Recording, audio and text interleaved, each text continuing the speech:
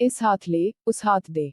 क्या अपनी गलती समझ पाया वरुण? वरुण और अनुज के पिता ने जीवन भर की भागदौड़ के बाद एक बड़ा कारखाना लगाया था। उनकी रेडीमेड कपड़ों की फैक्ट्री तिरुपुर में थी, जहां मुंबई से रेल में जाने पर काफी समय लगता था। हवाई जहाज से जाने पर पहले कोयम्बटूर जाना पड़ता था। उन दिनों मुंबई से कोयम्बटूर के लिए हफ्ते में केवल एक उड़ान थी, अतः वरुण प्रायः वहां महीने में एक बार जाता था। वरुण को कपड़ों के एक्सपोर्ट के सिलसिले में ऑस्ट्रेलिया व अमेरिका भी साल में 2-3 बार जाना पड़ता। पिता मुंबई ऑफिस व ऊपर का सारा काम देखते, वरुण फैक्ट्री व भागदौड़ का काम देखता था।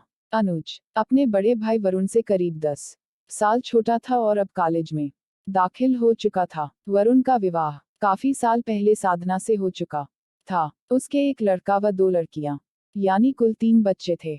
तीसरे बच्चे के होने तक साधना पूजा पाठ, व्रत उपवास व तीर्थयात्रा आदि में अधिक समय बिताने लगी। धार्मिक मनोवृत्ति उसकी शुरू से ही थी।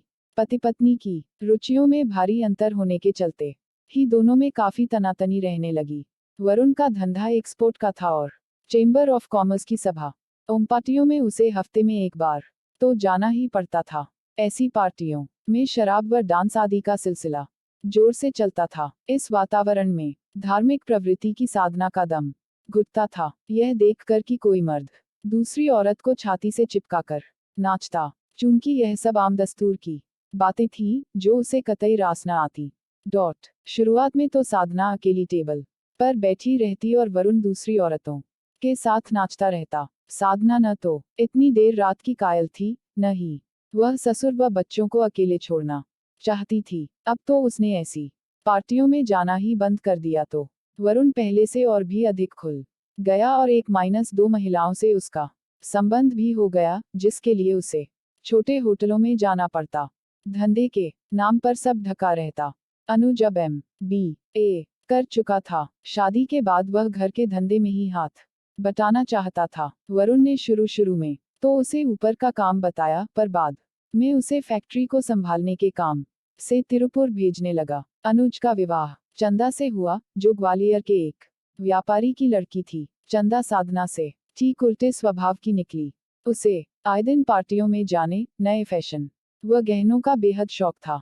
उसकी उलझन सामने आने लगी, क्योंकि अनुज अब ज्यादातर कंपनी के काम से बाहर रहने लगा। एकाध बार बेहद आवश्यक पार्टी में वरुण साधना के न जाने पर चंदा को ले गया साथ में। 1-2 बार दोनों ने डांस भी किया, जिस से चंदा की झिझक जाती रही। शेर जब खून चख लेता है तो फिर उसके पीछे पड़ जाता है।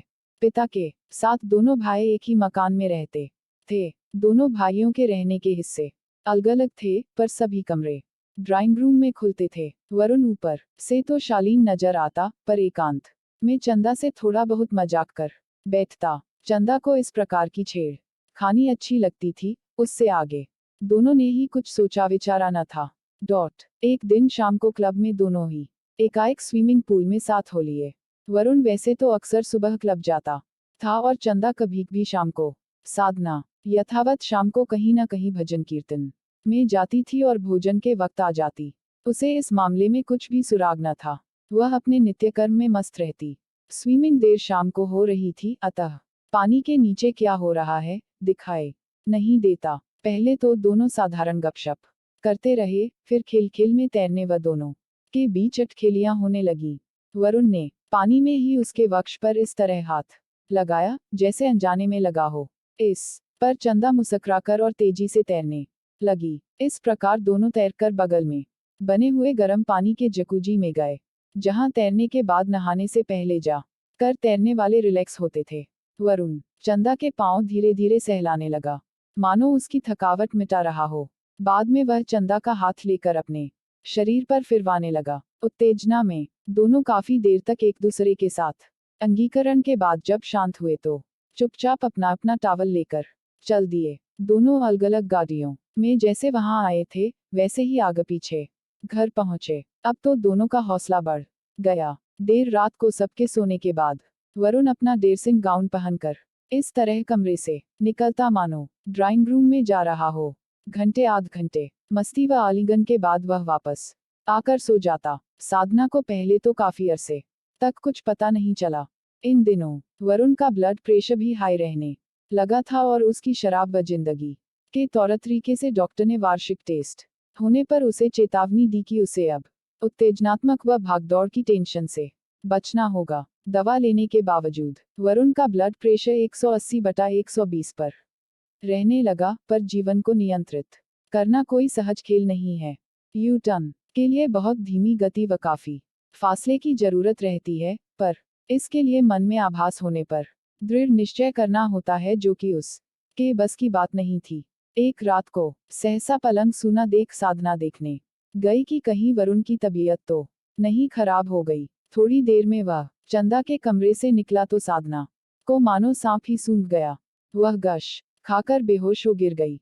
ललाट फटने से खून बह निकला। बड़ी मुश्किल से अस्पताल में टांके व मरहमटी करवाकर वरुण उसे खिसियाए मुंह घर ले आया।